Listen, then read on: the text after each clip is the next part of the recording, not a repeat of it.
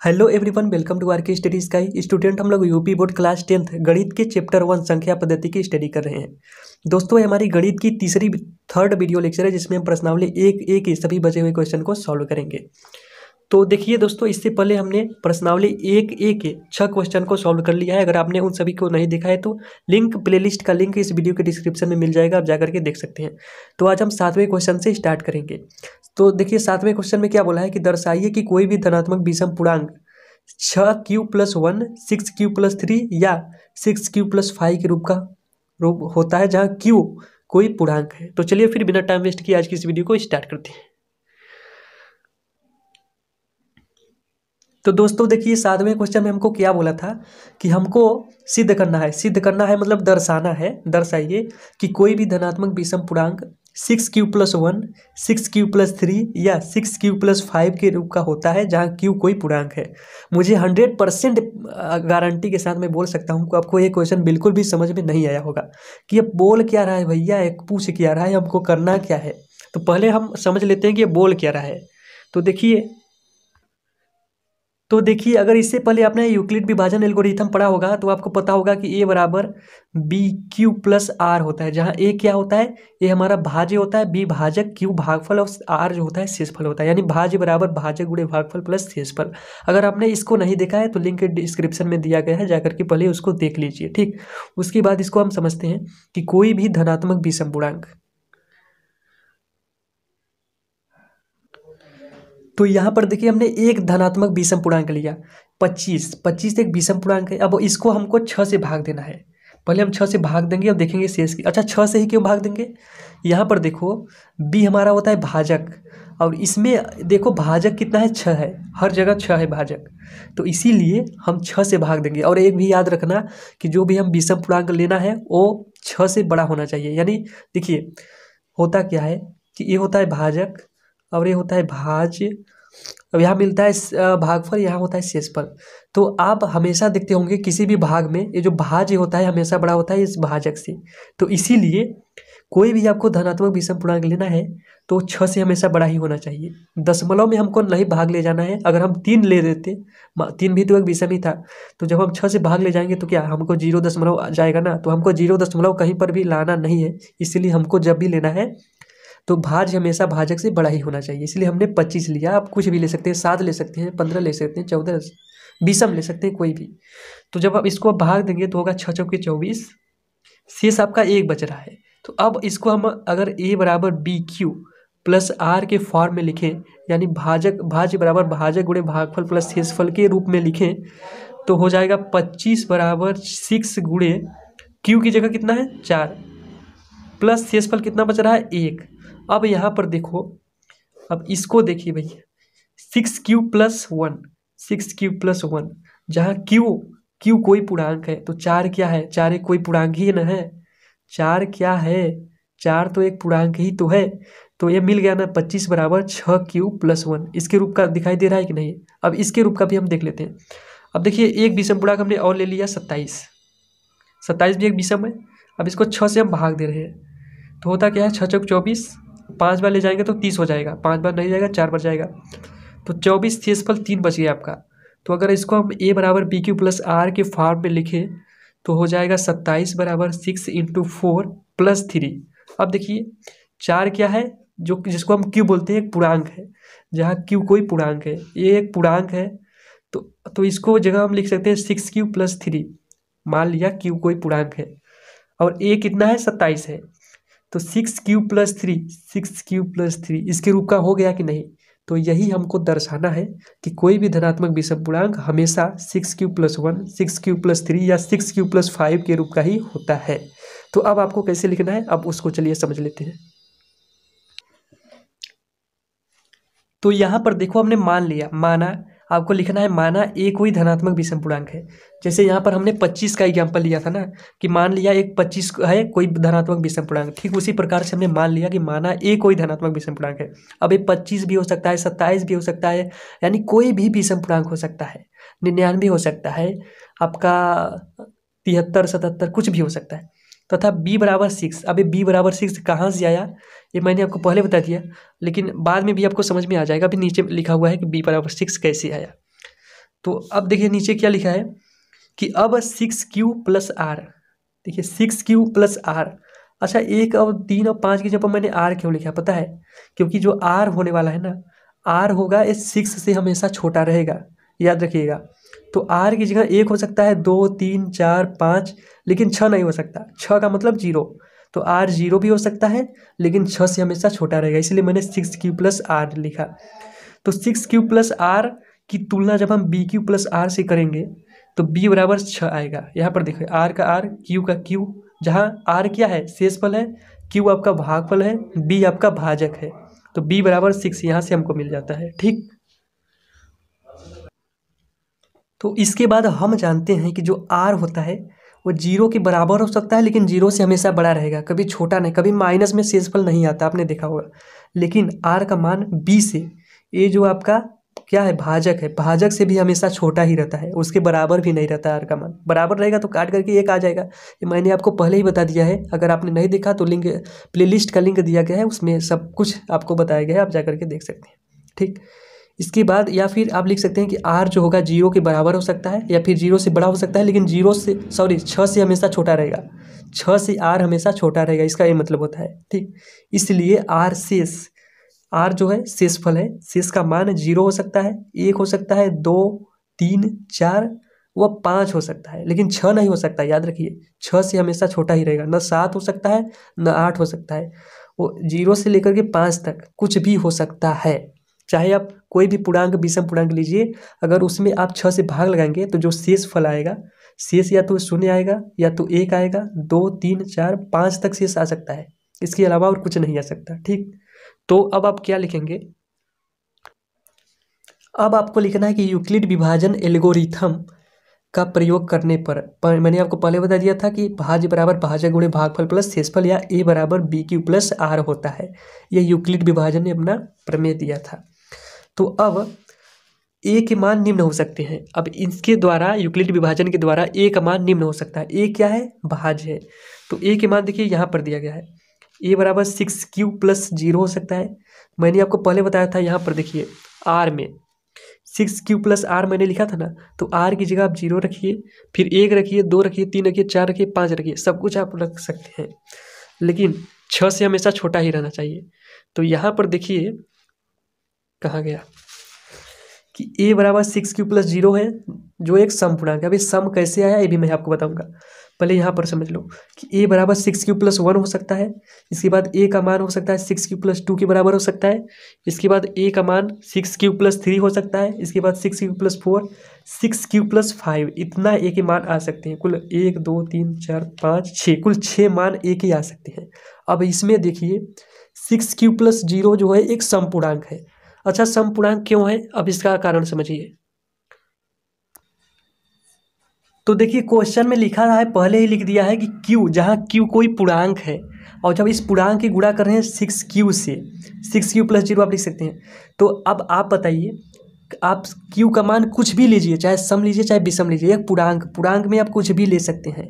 तो मैंने आपको पहले ही बता दिया है, अगर आपने उस वीडियो को नहीं देखा होगा तो कोई बात नहीं, मैं आपको फिर से बता देता हूँ कि जब किसी भी पूर्णांक का, अच्छा 6 क्या है, 6 एक सम संख्या है। क्यों? क्योंकि इसमें 2 का भाग पूरी तरह से चला जाता है। तो जब भी किसी पूर्णांक का गुणा हम किसी सम संख्या में करते हैं तो उसका जो आंसर आता है, गुणनफल आता है, वो हमेशा सम आता है। इसको आप अपने नोट में अच्छी तरह से लिख लीजिएगा। यहाँ पर देखिए मैंने लिख भी दिया है कि किसी पूर्णांक Q में सम संख्या से गुणा करने पर गुणनफल जो प्राप्त होता है हमेशा सम प्राप्त होता है। तो 6Q या 6Q प्लस 0 एक सम पूर्णांक होगा। आप चाहे तो गुणा करके भी देख सकते हैं। मान लो कोई मैंने एक पूर्णांक ले लिया, चलो 15 लेते हैं, 15 एक विषम पूर्णांक है, 15 में हमने 6 का गुणा किया तो 15 छक्का 90, 90 क्या है, एक सम पूर्णांक है। एक और लेते हैं 17, 17 में 6 का गुणा करते हैं तो कितना आता है, 17 छक्का 102। अब 102 भी एक सम ही पूर्णांक है। तो हम बोल सकते हैं कि 6Q या 6Q प्लस 0 एक सम पूर्णांक होगा, क्योंकि 6Q या 6Q प्लस 0 एक ही बात है। ठीक, इसीलिए यह एक सम पूर्णांक है। अब देखिए 6Q तो सम हो गया। अब हम सभी जानते हैं किसी भी सम पूर्णांक में एक जोड़ोगे तो विषम प्राप्त होगा। किसी भी पूर्णांक में एक जोड़ोगे, किसी भी सम पूर्णांक में एक जोड़ते हैं तो विषम ही प्राप्त होता है, इसीलिए 6Q प्लस 1 विषम होगा। लेकिन किसी भी सम पूर्णांक में 6Q क्या है, सम है। अब इस सम में हम 2 जोड़ रहे हैं तो सम में जब हम 2 जोड़ेंगे, चूंकि 2 भी एक सम ही है तो सम प्राप्त होगा, इसीलिए यह सम है, यह भी सम है और यह विषम है। इसके बाद किसी भी संख्या में किसी भी सम पूर्णांक में 3 जोड़ते हैं तो विषम प्राप्त होता है। ठीक, तो इसी प्रकार किसी भी सम पूर्णांक में 6 याद रखिए, जितना भी 6 आप देख रहे हैं 6 हमेशा सम होगा, चाहे 6 0 लिखिए या 6 लिखिए, वो हमेशा सम है। लेकिन 6 प्लस 4 में 6 प्लस 4 में जब आप 6 में जब आप 4 जोड़ रहे हो तो हमेशा सम प्राप्त होगा। क्यों? क्योंकि 4 भी सम है। और जब 6 में 5 जोड़ेंगे तो हमेशा विषम प्राप्त होगा। क्यों? क्योंकि 5 एक विषम पूर्णांक है। ठीक, इतना आप अच्छी तरह से समझ चुके होंगे। इस लाइन को भी आप लिख लीजिएगा अपनी फेयर कॉपी में। तो इस प्रकार से हम बोल सकते हैं कि अतः कोई भी विषम पूर्णांक, अब देखिए ये तो सम हो गया, ये भी सम हो गया, ये भी सम हो गया, बचा क्या? 6 प्लस 1, 6 प्लस 3, 6 प्लस 5। तो इसीलिए हम बोल सकते हैं कि कोई भी विषम धन पूर्णांक हो वो 6 प्लस 1 या 6 प्लस 3 या 6 प्लस 5 के रूप का ही होता है। आशा करता हूँ कि यह क्वेश्चन आपको अच्छी तरह से समझ में आ गया होगा। इसके अलावा अगर कोई भी डाउट हो तो कमेंट में जरूर लिखिएगा, हर डाउट का आपका सोल्यूशन दिया जाएगा। तो ये रहा इसका क्वेश्चन। इसके अलावा इसकी पीडीएफ भी आपको हमारे टेलीग्राम चैनल पर दे दी जाएगी। इसकी लिंक इस वीडियो के डिस्क्रिप्शन में दी गई है, आप जाकर के वहाँ से ज्वाइन कर सकते हैं। तो अब बढ़ते हैं अपने नेक्स्ट क्वेश्चन की तरफ। तो दोस्तों 8वें क्वेश्चन में क्या बोला है कि किसी परेड में 616 सदस्यों वाली एक सेना की टुकड़ी को 32 सदस्यों वाले एक आर्मी बैंड के पीछे मार्च करना है। मार्च का मतलब होता है परेड, आपके शायद स्कूल कॉलेज में करवाया जाता होगा परेड। तो दोनों समूहों को समान संख्या वाले स्तंभों में मार्च करना है। उन स्तंभों की अधिकतम संख्या क्या होगी जिसमें वे मार्च करेंगे। यानी बोल रहा है कि ये जो 616 वाली आर्मी जो सेना है इसको आर्मी बैंड के पीछे मार्च करना है, पीछे परेड करना है। अब कैसे करना है आइए समझते हैं। तो देखिए मान लिए ये हो गया आपका आर्मी बैंड हो गया और ये हो गया आपका वो क्या था, सेना की टुकड़ी। इसको इसके पीछे परेड करना है। तो इनकी जो ये कुछ इस प्रकार से परेड करेंगे एक लाइन में। तो इनकी जो लाइन्स होगी सब दोनों में बराबर है, तो दोनों में बराबर है तो कितनी है ये आपको बताना है। तो इसके लिए आप सबसे पहले आपको क्या लिखना पड़ेगा कि यहाँ पे देखो कि दिया है, पहले क्या दिया था हमने लिखा कि सेना के सदस्यों की संख्या 616 है। ठीक, आर्मी बैंड की सदस्यों की संख्या 32 है। अब बोला है कि स्तंभों की अधिकतम संख्या कितनी होगी जिसमें वो परेड करेंगे या मार्च करेंगे। तो अधिकतम संख्या हमको पूछा है, तो इसके लिए देखिए अधिकतम पूछा है इसलिए हमको 616 32 का हमको HCF याद करना पड़ेगा। तो इसकी जो अधिकतम संख्या होगी वो बराबर होगी 616 और 32 की HCF के। तो चलिए यूक्लिड विभाजन का प्रयोग करते हैं और इनका HCF याद करते हैं। तो देखिए मैंने टाइम बचाने के लिए सब कुछ पहले लिख लिया है। तो 616 बड़ा है 32 इसलिए मैं 32 से भाग दिया, 19 बार गया, 608 8 से इसफल बचा। तो इसको हम A बराबर PQ प्लस R के फार्म में लिख दिए। 616 बराबर 32 गुणे 19 प्लस 8, यहाँ भी R 0 के बराबर नहीं है। देखिए इस प्रकार का क्वेश्चन आप HCF पहले ही कई प्रकार से कर चुके हैं इसलिए ज़्यादा समझाने की कोई ज़रूरत नहीं है, यहाँ पर आप समझ सकते हैं। तो यहाँ R 0 के बराबर नहीं है इसलिए 8 को उठाएंगे 32 से भाग दिए, तो 8 चौके 32 होता है, हम सभी जानते हैं। यहाँ शेष शून्य बच गया तो 32 बराबर 8 गुणे 4 प्लस 0 हम लिख सकते हैं। तो अतः हम बोल सकते हैं कि 616 और 32 का जो HCF होगा 8 के बराबर होगा। तो अतः स्तंभों की अधिकतम संख्या कितनी होगी? 8 होगी। क्योंकि इसमें क्या था कि HCF याद करना था। बस इतना कंसेप्ट याद रखिएगा कि जब भी अधिकतम संख्या पूछे तो आपको कुछ नहीं करना है, उनका HCF याद कर देना है, वही आपका राइट आंसर हो जाता है। तो आशा करता हूँ कि यह क्वेश्चन भी आपको अच्छी तरह से समझ में आया होगा। अब बढ़ते हैं अपने नेक्स्ट क्वेश्चन की तरफ। तो दोस्तों यहाँ 9वें क्वेश्चन में देखिए क्या बोल रहा है कि यूक्लिड विभाजन प्रमेयिका का प्रयोग करते हुए दर्शाइए कि किसी भी धनात्मक पूर्णांक का वर्ग किसी पूर्णांक यम के लिए 3m या 3m+1 के रूप का होता है। तो इसको भी हमको वही प्रूव करना है जैसे हमने पिछले वाले क्वेश्चन में किया था। यहाँ जैसे हमने 7वें में किया था ठीक उसी प्रकार से 9वां भी है। तो चलिए इसको भी तो 9वें में देखिए सिद्ध क्या करना है, हमने लिख दिया है कि किसी भी धनात्मक पूर्णांक का वर्ग 3m या 3m+1 के रूप का होता है जहाँ m कोई पूर्णांक है। ये हमको क्वेश्चन में दिया हुआ है। तो पहले हम समझ लेते हैं कि अब बोल क्या रहा है और इसको करना कैसे है। तो यहाँ पर देखिए मैंने एक रफ कॉपी ले लिया है कि कोई भी हम धनात्मक पूर्णांक ले लेते हैं 7। चलिए 7 ले लिया। अब बोल रहा है 7 का वर्ग मतलब किसी भी धनात्मक पूर्णांक का वर्ग, तो 7 का वर्ग कितना होगा? 49 होगा। अब इस 49 को पहले आप 3 से भाग दीजिए। अच्छा 3 से भाग क्यों दे रहे हैं? क्योंकि यहाँ पर देखिए 3m+1, यहाँ पर भी भाजक कितना है? 3 है। अगर इसको A बराबर BQ प्लस R से तुलना करें और A मान लीजिए A कितना है? 49 है और आपका जो B कितना है? B आपका 3 दिया है, यहाँ से ये 3 आपका क्या है? B है। तो इसीलिए हम 3 से भाग दे रहे हैं 49 में, A बराबर BQ प्लस R के रूप में। तो देखते हैं शेष कितना बचता है। तो देखिए 16 बार जाएगा तो 16 त्रिक 48 होता है। शेष आपका एक बच रहा है ना, तो इसको अगर ए बराबर बी क्यू प्लस आर के रूप में लिखे तो ए कितना है 49 है। 49 बराबर बी कितना है 3 और क्यू क्यू की जगह कितना आया आपका 16, 3 गुणे 16 लिखिए प्लस आर कितना था आपका 1। तो अगर क्यू को ये जो क्यू है क्यू की जगह यम लिख दिया जाए, यम मान लीजिए क्यू कोई पूर्णांक है तो 16 क्या है 16 कोई पूर्णांक ही तो है और यहाँ पर यम भी कोई पूर्णांक ही तो था। तो पूर्णांक को अगर पूर्णांक लिख दिया जाए तो 49 बराबर 3m + 1 आ जाता है कि नहीं।